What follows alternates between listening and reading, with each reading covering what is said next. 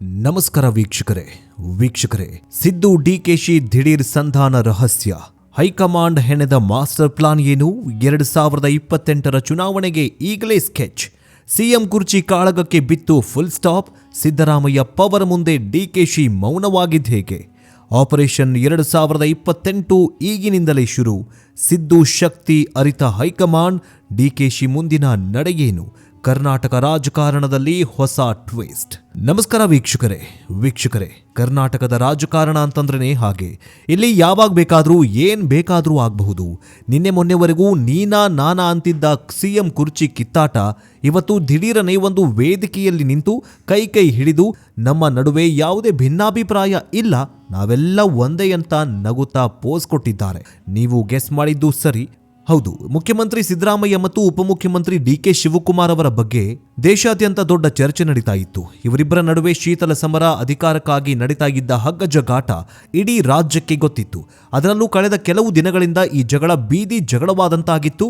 ಸಿದ್ದರಾಮಯ್ಯ ಬಣದವರು 5 ವರ್ಷ ಸಿದ್ದರಾಮಯ್ಯನವರೇ ಸಿಎಂ ಅಂದ್ರೆ, ಡಿಕೆಶಿ ಬಣದವರು 2.5 ವರ್ಷದ ನಂತರ ಅಧಿಕಾರ ಹಸ್ತಾಂತರ ಆಗಲೇಬೇಕು ಅಂತ ಪಟ್ಟು ಹಿಡಿದಿದ್ರು. ಸ್ವಾಮೀಜಿಗಳು, ಸಮುದಾಯದ ಮುಖಂಡರು ಕೂಡ ಈ ಜಗಳದಲ್ಲಿ ಭಾಗಿಯಾಗಿದ್ರು.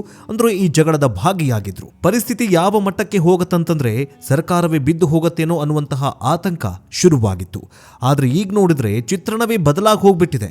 ಇವರಿಬ್ಬರು ನಾಯಕರು ಒಟ್ಟಿಗೆ ಸುದ್ದಿಗೋಷ್ಠಿ ನಡೆಸಿ ನಮ್ಮ ನಡುವೆ ಯಾವುದೇ ಭಿನ್ನಾಭಿಪ್ರಾಯ ಇಲ್ಲ, ನಾವೆಲ್ಲರೂ ಕೂಡ ಸರಿಯಾಗೇ ಇದ್ದೀವಿ, ಮಾಧ್ಯಮಗಳು ಸುಮ್ಮನೆ ಇಲ್ಲಸಲ್ಲದ ಊಹಾಪೋಹಗಳನ್ನ ಸೃಷ್ಟಿ ಮಾಡ್ತಾ ಇದ್ದಾವೆ, ನಾವಿಬ್ಬರೂ ಸೇರಿ ಪಕ್ಷವನ್ನ ಸರ್ಕಾರವನ್ನ ಮುನ್ನಡೆಸ್ತೇವೆ ಅಂತ ಹೇಳಿಕೆ ನೀಡಿದ್ದಾರೆ. ಅಷ್ಟೇ ಅಲ್ಲ, ಇವರಿಬ್ಬರೂ ಕೂಡ ಹೊಗಳಿಕೊಂಡಿದ್ದಾರೆ. ಸಿದ್ದರಾಮಯ್ಯನವರು ಡಿಕೆಶಿ ಬಗ್ಗೆ, ಡಿಕೆಶಿಯವರು ಸಿದ್ದರಾಮಯ್ಯನವರ ಬಗ್ಗೆ ಒಳ್ಳೆ ಮಾತುಗಳನ್ನು ಆಡಿದ್ದಾರೆ. ಇದೆಲ್ಲವನ್ನ ನೋಡ್ತಾ ಇದ್ರೆ ಸಾಮಾನ್ಯ ಜನರಿಗೆ ಒಂದೇ ಪ್ರಶ್ನೆ ಮೂಡೋದು, ಇದೇನಪ್ಪ ಇದು? ರಾತ್ರೋರಾತ್ರಿ ಏನಾಯ್ತು? ನಿನ್ನೆ ಮೊನ್ನೆವರೆಗೂ ಕತ್ತಿ ಮಸಿತಾ ಇದ್ದವರು ಇವತ್ತು ಅಣ್ತಂಬಂದ್ರ ತರ ಆಡ್ತಾ ಇದ್ದಾರಲ್ಲ ಅಂತ. ದಿಢೀರನ ಬದಲಾವಣೆಯ ಹಿಂದಿರೋ ರಹಸ್ಯವೇನು? ನಿನ್ನೆ ರಾತ್ರಿ ಹೈಕಮಾಂಡ್ ಮತ್ತು ಸಿಎಂ ಡಿಸಿಎಂ ನಡುವೆ ನಡೆದಂತಹ ಗಪ್ಚೂಪ್ ಮೀಟಿಂಗ್ ನಲ್ಲಿ ಏನಾಯ್ತು ಅನ್ನೋದನ್ನ ಹೇಳ್ತೀವಿ. ಆದ್ರೆ ಅದಕ್ಕಿಂತ ಮುಂಚೆ ಸಿದ್ದರಾಮಯ್ಯನವರೇ ಸಿಎಂ ಆಗಿ ಮುಂದುವರಿಬೇಕಿತ್ತ ಅಥವಾ ಡಿಕೆ ಶಿವಕುಮಾರ್ ಅವರು ಮುಂದುವರಿಬೇಕಿತ್ತ? ಕಮೆಂಟ್ ಮೂಲಕ ತಿಳಿಸಿ. ಬನ್ನಿ, ಕಳೆದ ರಾತ್ರಿ ನಡೆದಂತಹ ಸಂಧಾನ ಸಭೆಯಲ್ಲಿ ಏನೆಲ್ಲ ಆಯ್ತು ಅಂತ ಹೇಳ್ತೀವಿ. ರಾತ್ರೋರಾತ್ರಿ ಏನಾಯ್ತು? ನಿನ್ನೆ ಮೊನ್ನೆವರೆಗೂ ಕತ್ತಿ ಮಸಿತಾ ಇದ್ದವರು ಇವತ್ತು ಅಣ್ತಂಬಂದ್ರಾದ್ರಲ್ಲ. ಈ ದಿಢೀರ್ ಬದಲಾವಣೆಯ ಹಿಂದಿರೋ ರಹಸ್ಯವೇನು? ಈ ಮಹಾಸಂಧಾನದ ಸೂತ್ರಧಾರಿ ಯಾರು? ಇದ್ರ ಹಿಂದೆ ಕಾಂಗ್ರೆಸ್ ಹೈಕಮಾಂಡ್ನ ದೊಡ್ಡ ಪ್ಲಾನ್ ಏನಾದರೂ ಇದೆಯಾ? ಸಿದ್ದರಾಮಯ್ಯನವರ ಶಕ್ತಿಯ ಮುಂದೆ ಡಿಕೆಶಿ ಮತ್ತು ಹೈಕಮಾಂಡ್ ಮೊಂಡಿ ಊರಿದ್ರ ಅಥವಾ ಇದೊಂದು ತಾತ್ಕಾಲಿಕ ಕದನ ವಿರಾಮ? ಇವತ್ತಿನ ವಿಡಿಯೋದ ಇವೆಲ್ಲ ಪ್ರಶ್ನೆಗಳು ಮೂಡೋದು ಸಹಜ. ಯಾಕಂತಂದ್ರೆ ಇದು ಕೇವಲ ಇಬ್ಬರ ನಾಯಕರ ಸಂಧಾನದ ಕಥೆಯಾಗಿಲ್ಲ. ಇದು 2028ರ ಚುನಾವಣೆಯ ಕಾಂಗ್ರೆಸ್ ಈಗಾಗಲೇ ಹೆಣಿತಾ ಇರುವಂತಹ ರಣತಂತ್ರದ ರೋಚಕ ಕತೆ. ಬನ್ನಿ, ಒಂದಿಷ್ಟು ಟ್ವಿಸ್ಟ್ಗಳ ಮೂಲಕ, ರಾಜಕಾರಣದ ವಿಶ್ಲೇಷಣೆಯ ಮೂಲಕ ನೋಡ್ತಾ ಹೋಗೋಣ. ಮೊದಲಿಗೆ ಈ ಸಂಧಾನ ಯಾಕಾಯ್ತು ಅಂತ ನೋಡ್ತಾ ಹೋಗೋದಾದ್ರೆ, ಮೇಲ್ನೋಟಕ್ಕೆ ಇದು ಇಬ್ಬರು ನಾಯಕರ ನಡುವೆ ಮನಸ್ತಾಪ ಶಮನ ಅಂತ ಕಂಡ್ರೂ ಕೂಡ ಇದ್ರ ಹಿಂದೆ ಹೈಕಮಾಂಡ್ನ ಖಡಕ್ ಸೂಚನೆ ಮತ್ತು ದೂರದೃಷ್ಟಿಯ ಪ್ಲಾನ್ ಇದೆ ಅನ್ನೋದು ಸ್ಪಷ್ಟವಾಗಿದೆ. ಕಾಂಗ್ರೆಸ್ ಹೈಕಮಾಂಡ್ಗೆ ಅಂದ್ರೆ ಮಲ್ಲಿಕಾರ್ಜುನ್ ಖರ್ಗೆ, ರಾಹುಲ್ ಗಾಂಧಿ ಮತ್ತು ಸೋನಿಯಾ ಗಾಂಧಿ ಅವರಿಗೆ ಕರ್ನಾಟಕದ ಪರಿಸ್ಥಿತಿ ಬಗ್ಗೆ ಸಂಪೂರ್ಣ ಮಾಹಿತಿ ಇತ್ತು. ಇಲ್ಲಿನ ಆಂತರಿಕ ಜಗಳ ದಿನೇ ದಿನೇ ವಿಕೋಪಕ್ಕೆ ಹೋಗ್ತಾ ಇರೋದು ಅಂದ್ರೆ ಹೈಕಮಾಂಡ್ಗೆ ದೊಡ್ಡ ತಲೆನೋವಾಗಿತ್ತು. ಒಂದು ಕಡೆ ಬಿಹಾರ ಎಲೆಕ್ಷನ್ ಕೈಚೆಲ್ಲಿ ಕೂತಿದ್ದೀವಿ, ಇನ್ನೊಂದು ಕಡೆ ಲೋಕಸಭೆ ಚುನಾವಣೆಯಲ್ಲೂ ಕೂಡ ಹೆಚ್ಚಿನ ಸೀಟುಗಳು ಬರದ ಕಾರಣ ಕಾಂಗ್ರೆಸ್ಗೆ ಈಗ ದೊಡ್ಡ ತಲೆನೋವಾಗಿತ್ತು. ಇಂಥ ಸಮಯದಲ್ಲಿ ರಾಜ್ಯ ನಾಯಕರು ಅಧಿಕಾರಕ್ಕಾಗಿ ಕಿತ್ತಾಡಿಕೊಂಡ್ರೆ ಇದು ಚುನಾವಣಾ ಫಲಿತಾಂಶದ ಮೇಲೆ ಅಂದ್ರೆ ಮುಂಬರುವಂತಹ ಚುನಾವಣಾ ಫಲಿತಾಂಶಗಳ ಮೇಲೆ ಪರಿಣಾಮ ಬೀರುವುದು ಗ್ಯಾರಂಟಿ ಅನ್ನುವಂತಹ ಒಂದು ಲೆಕ್ಕಾಚಾರ ಇತ್ತು. ಅದರಲ್ಲಿ ಕಾಂಗ್ರೆಸ್ ಸರ್ಕಾರ ಅಧಿಕಾರಕ್ಕೆ ಬಂದು 2.5 ವರ್ಷ ಆಗಿದೆ. ಅದರಲ್ಲಿ ಸರ್ಕಾರ ಬಿದ್ದು ಹೋದ್ರೆ ಅಥವಾ ಅಸ್ಥಿರಗೊಂಡ್ರೆ ಅದು ರಾಷ್ಟ್ರ ಮಟ್ಟದಲ್ಲಿ ಪಕ್ಷದ ಇಮೇಜ್ಗೆ ದೊಡ್ಡ ಡ್ಯಾಮೇಜ್ ಆಗತ್ತೆ. ಬಿಜೆಪಿ ಮತ್ತು ಜೆಡಿಎಸ್ ಇದನ್ನೇ ದೊಡ್ಡ ಅಸ್ತ್ರವನ್ನಾಗಿ ಮಾಡಿಕೊಳ್ತಾರೆ. ಜನರಲ್ಲಿ ಪಕ್ಷದ ಬಗ್ಗೆ ತಪ್ಪು ಸಂದೇಶ ಹೋಗುತ್ತೆ ಎನ್ನುವಂತಹ ಕಾರಣಕ್ಕೆ ಈ ಸಂಧಾನ ಸೂತ್ರವನ್ನ ಹೆಣೆದಿರಬಹುದು ಅಂತ ಮೇಲ್ನೋಟಕ್ಕೆ ಗೊತ್ತಾಗ್ತಾ ಇದೆ. ಹೀಗಾಗಿ ಹೈಕಮಾಂಡ್ ತಕ್ಷಣವೇ ಮಧ್ಯಪ್ರವೇಶ ಮಾಡ್ತು. ಇವರಿಬ್ಬರು ನಾಯಕರನ್ನ ದೆಹಲಿಗೆ ಕರೆಸಿಕೊಂಡು ಅಥವಾ ಫೋನ್ ಮೂಲಕ ಖಡಕ್ ಸಂದೇಶವನ್ನ ರವಾನೆ ಮಾಡಿದೆ. ನಿಮ್ಮ ಜಗಳವನ್ನ ತಕ್ಷಣವೇ ನಿಲ್ಲಿಸಿ, ಈಗ ಅಧಿಕಾರದ ಬಗ್ಗೆ ಮಾತನಾಡೋ ಸಮಯ ಅಲ್ಲ. ಮೊದಲು ಜನರ ಸೇವೆ ಮಾಡಿ, ಜೊತೆಗೆ ಮುಂದೆ ಚಳಿಗಾಲ ಅಧಿವೇಶನ ಇದೆ, ಇದರ ಬಗ್ಗೆ ಕಾನ್ಸಂಟ್ರೇಟ್ ಮಾಡಿ, ವಿರೋಧ ಪಕ್ಷಗಳಿಗೆ ಆಹಾರ ಆಗೋದಕ್ಕೆ ಹೋಗಬೇಡಿ ಅನ್ನುವಂತಹ ಖಡಕ್ ಎಚ್ಚರಿಕೆಯನ್ನು ಕೊಟ್ಟಂತೆ ಕಾಣಿಸ್ತಾ ಇದೆ. ಇನ್ನು ಸಂಧಾನದ ಹಿಂದಿರುವ ಇನ್ನೊಂದು ಪ್ರಮುಖ ಕಾರಣ ಏನಂದ್ರೆ ಸಿದ್ದರಾಮಯ್ಯನವರ ಶಕ್ತಿ ಪ್ರದರ್ಶನ. ಹೌದು, ಕಳೆದ ಕೆಲವೊಂದಿಷ್ಟು ದಿನಗಳ ಹಿಂದೆ ಸಿದ್ದರಾಮಯ್ಯನವರು ತಾವಷ್ಟೇ ಪವರ್ಫುಲ್ ಅನ್ನೋದನ್ನ ಹೈಕಮಾಂಡ್ಗೆ ಮತ್ತು ಡಿಕೆಶಿಗೆ ಮನವರಿಕೆ ಮಾಡಿಕೊಟ್ಟಂತೆ ಕಾಣಿಸ್ತಾ ಇದೆ. ಸಿದ್ದರಾಮಯ್ಯ ಕೇವಲ ಒಬ್ಬ ಮುಖ್ಯಮಂತ್ರಿಯಲ್ಲ, ಅವರೊಬ್ಬ ಮಾಸ್ ಲೀಡರ್, ಅಹಿಂದ ಅಂದ್ರೆ ಅಲ್ಪಸಂಖ್ಯಾತರು, ಹಿಂದುಳಿದು ಮತ್ತು ದಲಿತ ವರ್ಗಗಳ ದೊಡ್ಡ ನಾಯಕ. ಅವರ ಬೆನ್ನಿಗೆ 90ಕ್ಕೂ ಹೆಚ್ಚು ಶಾಸಕರ ಬಲ ಇದೆ. ಅವರನ್ನ ಮುಟ್ಟಿದ್ರೆ ಅಥವಾ ಅವರನ್ನ ಕೆಳಗಿಳಿಸುವ ಪ್ರಯತ್ನ ಮಾಡಿದ್ರೆ ಇಡೀ ಅಹಿಂದ ಸಮುದಾಯವೇ ಕಾಂಗ್ರೆಸ್ ವಿರುದ್ಧ ತಿರುಗಿ ಬೀಳುವ ಸಾಧ್ಯತೆ ಇತ್ತು. ಅಷ್ಟೇ ಅಲ್ಲ, ಆ 90 ಶಾಸಕರು ರಾಜೀನಾಮೆ ನೀಡಿದ್ರೆ ಸರ್ಕಾರವೇ ಬಿದ್ದು ಹೋಗ್ತಾಗಿತ್ತು. ಸಿದ್ದರಾಮಯ್ಯನವರ ಈ ಶಕ್ತಿ ಮತ್ತು ಜನಪ್ರಿಯತೆಯನ್ನ ಹೈಕಮಾಂಡ್ ಸರಿಯಾಗಿ ಅರ್ಥ ಮಾಡಿಕೊಂಡಂತೆ ಕಾಣಿಸ್ತಾ ಇದೆ. ಈಗಿನ ಪರಿಸ್ಥಿತಿಯಲ್ಲಿ ಸಿದ್ದರಾಮಯ್ಯನವರನ್ನ ಎದುರು ಹಾಕಿಕೊಳ್ಳೋದು ಅಂದ್ರೆ ಕರ್ನಾಟಕವನ್ನೇ ಕಳೆದುಕೊಂಡಂತೆ ಎನ್ನುವುದು ಹೈಕಮಾಂಡ್ಗೂ ಕೂಡ ಗೊತ್ತಾಗಿದೆ. ಅದಕ್ಕೆ ಅವರು ಸಿದ್ದರಾಮಯ್ಯನವರ ಪರ ನಿಂತು ಡಿಕೆಶಿ ಅವರನ್ನ ಸಮಾಧಾನ ಪಡಿಸುವ ತಂತ್ರಕ್ಕೆ ಮೊರೆ ಹೋಗಿರಬಹುದು ಅಂತ ಹೇಳಲಾಗ್ತಾ ಇದೆ. ಇನ್ನು ಡಿಕೆಶಿ ಕೂಡ ಅಷ್ಟೇ, ಸಿಎಂ ಆಗುವ ಆಸೆ ಎಷ್ಟೇ ಇದ್ರೂ ಕೂಡ ಸದ್ಯದ ಪರಿಸ್ಥಿತಿ ಸಿದ್ದರಾಮಯ್ಯನವರನ್ನ ಎದುರು ಹಾಕಿಕೊಂಡ್ರು ಸರ್ಕಾರ ಬೀಳಿಸಿ ವಿಲನ್ ಆಗೋದಕ್ಕೆ ಅವರು ಸಿದ್ಧವಾಗಿಲ್ಲ. ಹೈಕಮಾಂಡ್ ಮಾತು ಕೇಳದಿದ್ರೆ ತಮ್ಮ ರಾಜಕೀಯ ಭವಿಷ್ಯಕ್ಕೆ ತೊಂದರೆಯಾಗಬಹುದು ಅನ್ನೋ ಭಯವೂ ಕೂಡ ಡಿಕೆಶಿಗೆ ಕಾಡ್ತಾಗಿದೆ. ಹೀಗಾಗಿ ಅವರು ಸದ್ಯಕ್ಕೆ ಕಾಯುವ ತಂತ್ರಕ್ಕೆ ಅಂದರೆ ವೇಟ್ ಆ್ಯಂಡ್ ವಾಚ್ಗೆ ಶರಣಾಗಿದ್ದಾರೆ. ಸಂಧಾನ ಒಪ್ಪಿಕೊಂಡು ಸಿದ್ದರಾಮಯ್ಯನವರ ಜೊತೆ ಕೈ ಜೋಡಿಸಿದ್ದಾರೆ. ಈಗ ಈ ಸಂಧಾನ ಸೂತ್ರದ ಹಿಂದಿರೋ ಹೈಕಮಾಂಡ್ನ ಅಸಲಿ ಪ್ಲಾನ್ ಏನಂತ ನೋಡೋಣ. ಇದು ಕೇವಲ ಇಂದಿನ ಸಮಸ್ಯೆಗೆ ಕಂಡುಕೊಂಡ ತಾತ್ಕಾಲಿಕ ಪರಿಹಾರವಲ್ಲ. ಇದರ ಹಿಂದೆ 2028ರ ವಿಧಾನಸಭಾ ಚುನಾವಣೆಯ ದೀರ್ಘಕಾಲೀನ ಲೆಕ್ಕಾಚಾರವೂ ಕೂಡ ಅಡಗಿ ಕೂತಿದೆ. ಹೈಕಮಾಂಡ್ ಪ್ಲಾನ್ನ ಪ್ರಕಾರ ಸಿದ್ದರಾಮಯ್ಯನವರ ನೇತೃತ್ವದಲ್ಲಿಯೇ ಮುಂದಿನ 5 ವರ್ಷ ಸರ್ಕಾರ ಮುಂದುವರಿಸಬೇಕು. ಯಾಕಂದ್ರೆ ಸಿದ್ದರಾಮಯ್ಯನವರ ಜನಪ್ರಿಯತೆ ಮತ್ತು ಅವರ ಆಡಳಿತ ಅನುಭವ 2028ರ ಚುನಾವಣೆಯಲ್ಲಿ ಕಾಂಗ್ರೆಸ್ಗೆ ವರದಾನವಾಗಲಿದೆ. ಸಿದ್ದರಾಮಯ್ಯನವರು ಜಾರಿಗೆ ತಂದಿರೋ ಪಂಚ ಗ್ಯಾರಂಟಿ ಯೋಜನೆಗಳು ಈಗಾಗಲೇ ಜನರಲ್ಲಿ ದೊಡ್ಡ ಮಟ್ಟದ ಸಕಾರಾತ್ಮಕ ಅಭಿಪ್ರಾಯ ಮೂಡಿದೆ, ಅಂದ್ರೆ ಪಾಸಿಟಿವ್ ಮೂಡಿದೆ. ಬಡವರು, ಮಹಿಳೆಯರು ಮತ್ತು ಅಹಿಂದ ವರ್ಗದ ಜನರು ಈ ಯೋಜನೆಗಳಿಂದ ಖುಷಿಯಾಗಿದ್ದಾರೆ. ಸಿದ್ದರಾಮಯ್ಯನವರನ್ನ ಬಡವರ ಬಂಧು ಅಂತ ಕರೀತಾ ಇದ್ದಾರೆ. ಈ ಗ್ಯಾರಂಟಿ ಯೋಜನೆಗಳನ್ನು ಸರಿಯಾಗಿ ಅನುಷ್ಠಾನಗೊಳಿಸಿ ಜನರ ಮನಸ್ಸು ಗೆಲ್ಲುವಲ್ಲಿ ಸಿದ್ದರಾಮಯ್ಯನವರು ಯಶಸ್ವಿಯಾಗಿದ್ದಾರೆ. ಇನ್ನು 2028ರ ಚುನಾವಣೆಗೆ ಹೋದಾಗ ಕಾಂಗ್ರೆಸ್ಗೆ ಇದೇ ಗ್ಯಾರಂಟಿ ಯೋಜನೆಗಳು ಮತ್ತು ಸಿದ್ದರಾಮಯ್ಯನವರ ಜನಪರ ಆಡಳಿತವೇ ಪ್ರಮುಖ ಅಸ್ತ್ರವಾಗಲಿದೆ. ಕಾಂಗ್ರೆಸ್ಗೆ ನಾವು ನುಡಿದಂತೆ ನಡೆದಿದ್ದೇವೆ, ಕೊಟ್ಟ ಮಾತನ್ನ ಉಳಿಸ್ಕೊಂಡಿದ್ದೇವೆ ಅಂತ ಹೇಳಿ ವೋಟು ಕೇಳೋಕೆ ಇದು ಸಹಾಯ ಮಾಡುತ್ತೆ. ಒಂದು ವೇಳೆ ಈಗ ಸಿದ್ದರಾಮಯ್ಯನವರನ್ನ ಬದಲಾಯಿಸಿ ಡಿಕೆಶಿ ಅವರನ್ನ ಸಿಎಂ ಮಾಡಿದ್ರೆ ಏನಾಗುತ್ತೆ? ಮೊದಲನೇದಾಗಿ ಅಹಿಂದ ವರ್ಗದ ಮತಗಳು ಕಾಂಗ್ರೆಸ್ನಿಂದ ದೂರ ಸರಿಬಹುದು. ಸಿದ್ದರಾಮಯ್ಯನವರಿಗೆ ಅನ್ಯಾಯವಾಯಿತು ಅನ್ನೋ ಸಿಂಪತಿ ಅಲೆಯದ್ರೆ ಅದು ಕಾಂಗ್ರೆಸ್ಗೆ ದೊಡ್ಡ ಹೊಡೆತ ನೀಡುತ್ತೆ. ಎರಡನೇದಾಗಿ ಆಡಳಿತದಲ್ಲಿ ಅಸ್ಥಿರತೆ ಉಂಟಾಗಬಹುದು.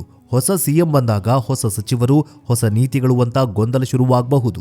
ಇದು ಅಭಿವೃದ್ಧಿ ಕಾರ್ಯಗಳ ಮೇಲೆ ಪರಿಣಾಮ ಬೀರಬಹುದು.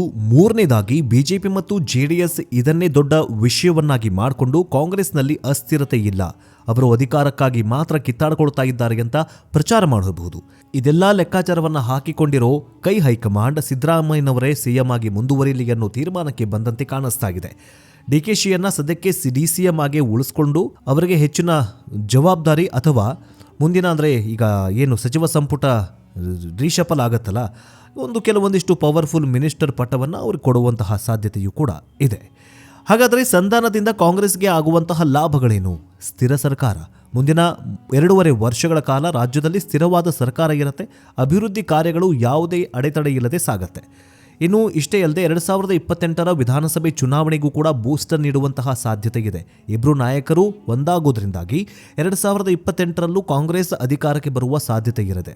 ಜೊತೆಗೆ ವಿಪಕ್ಷಗಳಿಗೆ ಹಿನ್ನಡೆ. ಸಿದ್ದು ಡಿಕೆಶಿ ಜಗಳವನ್ನು ಬಂಡವಾಳ ಮಾಡಿಕೊಳ್ಳೋದಕ್ಕೆ ಕಾಯ್ತಾ ಇರುವಂತಹ ಬಿಜೆಪಿ ಮತ್ತು ಜೆಡಿಎಸ್ಗೆ ಈ ಸಂಧಾನ ದೊಡ್ಡ ನಿರಾಸೆಯನ್ನ ಉಂಟು ಮಾಡಿದೆ. ಆದರೆ ಇಲ್ಲಿ ಒಂದು ಪ್ರಶ್ನೆ ಹಾಗೆ ಉಳಿದುಕೊಳ್ಳುತ್ತೆ.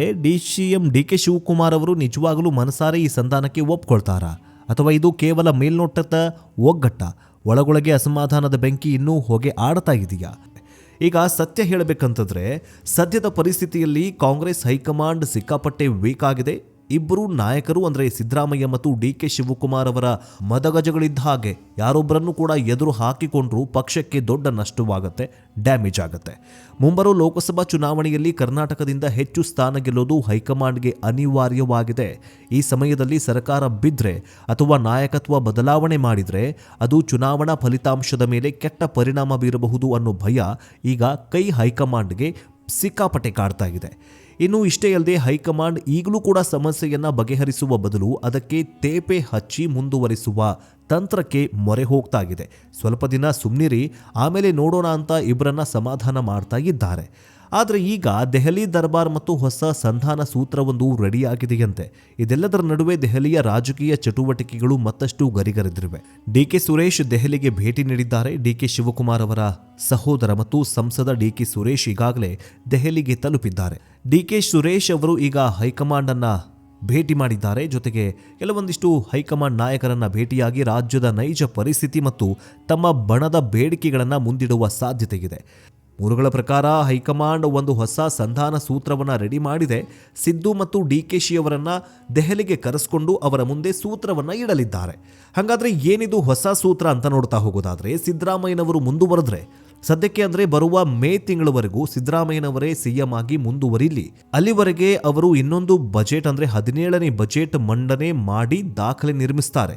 ಜೊತೆಗೆ ದೇವರಾಜ್ ಅರಸು ಅವರ ಸುದೀರ್ಘ ಕಾಲದ ಸಿಎಂ ದಾಖಲೆಯನ್ನು ಕೂಡ ಮುರಿತಾರೆ.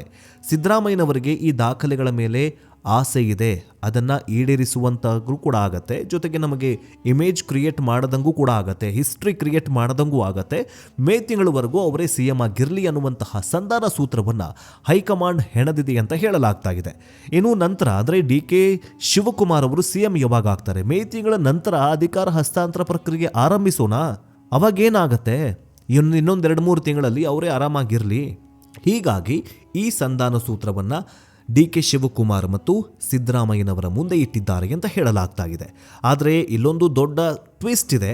ಅಷ್ಟು ಸುಲಭವಾಗಿ ಅಧಿಕಾರ ಬಿಟ್ಟು ಕೊಡೋಕೆ ಸಿದ್ದರಾಮಯ್ಯನವರು ಒಪ್ಪೋದಿಲ್ಲ.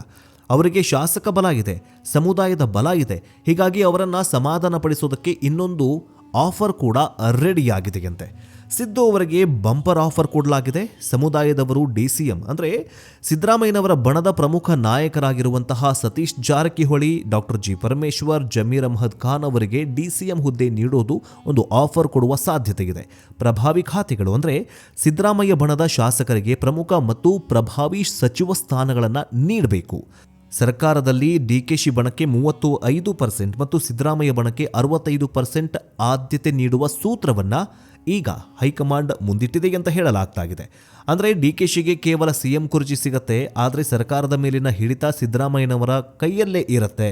ಇದು ಹೈಕಮಾಂಡ್ನ ಲೆಕ್ಕಾಚಾರವಾಗಿದೆ. ನಿಮಗೇನನ್ಸುತ್ತೆ? ಈ ಸಂಧಾನ ಶಾಶ್ವತನ? ಸಿದ್ದರಾಮಯ್ಯನವರು 2028ರವರೆಗೂ ಸಿಎಂ ಆಗಿ ಮುಂದುವರಿಬೇಕಾ ಅಥವಾ ಡಿಕೆಶಿಗೆ ಅವಕಾಶ ಸಿಗಬೇಕಾ? ನಿಮ್ಮ ಅನಿಸಿಕೆ ಅಭಿಪ್ರಾಯಗಳನ್ನು ಕಮೆಂಟ್ ಬಾಕ್ಸ್ನಲ್ಲಿ ತಪ್ಪದೆ ತಿಳಿಸಿ. ಈ ವಿಡಿಯೋ ನಿಮಗೆ ಇಷ್ಟವಾದರೆ ಲೈಕ್ ಮಾಡಿ, ಶೇರ್ ಮಾಡಿ. ಇಂತಹ ಮತ್ತಷ್ಟು ರಾಜಕೀಯ ವಿಶ್ಲೇಷಣೆಗಾಗಿ, ಇಂತಹ ಮತ್ತಷ್ಟು ರೋಚಕ ವಿಷಯಗಳನ್ನು ಹೊತ್ಕೊಂಡು ಮತ್ತೆ ನಿಮ್ಮ ಮುಂದೆ ಭೇಟಿಯಾಗ್ತೀವಿ. ನೋಡ್ತಾ ಇರಿ ಡಿಜಿಟಲ್ ನ್ಯೂಸ್ ಕನ್ನಡ. ಜೈ ಹಿಂದ್, ಜೈ ಕರ್ನಾಟಕ.